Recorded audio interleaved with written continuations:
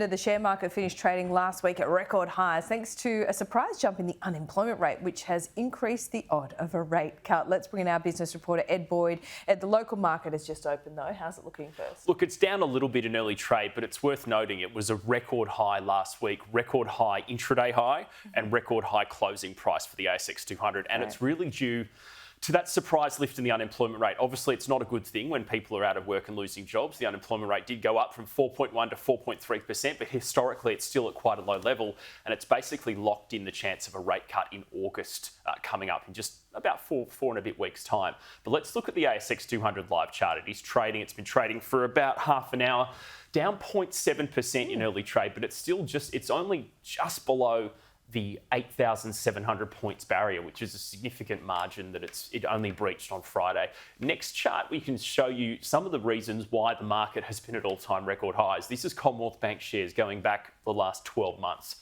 It's up about 37.5%. It's the biggest company on our stock market. Lots of investments.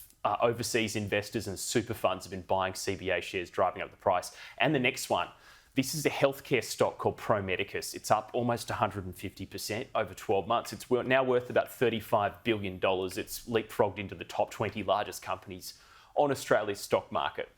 So good performances from businesses like that has lifted the ASX 200. It's obviously down a little bit today, but it's still very close to that high level law that it set on Friday. Okay, let's talk about the unemployment rate as well and how this might feed into Michelle Bullock speaking on Thursday. Of course, she's under a bit of pressure because there was that surprise hold last time. Now it's looking more like a cut, but how might she explain this? Because it was a bit of an unexpected anomaly in the unemployment numbers. Yeah, her press conference a few weeks ago after holding rates. Very defensive. It was very defensive. It's a difficult one for her to explain, even harder now that the unemployment rate has surprisingly jumped in the previous month. We're going to get two things this week from the Reserve Bank. We're getting the board minutes from that meeting, which will be about a 2-page document going into detail. It might show more of that we know 3 board members said rates should be cut. We might get some of their arguments as to why they think rates should have been cut in the minutes. And we'll get them tomorrow at 11:30.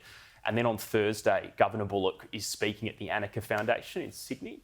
It's a foundation that raises money for youth suicide and youth awareness of depression.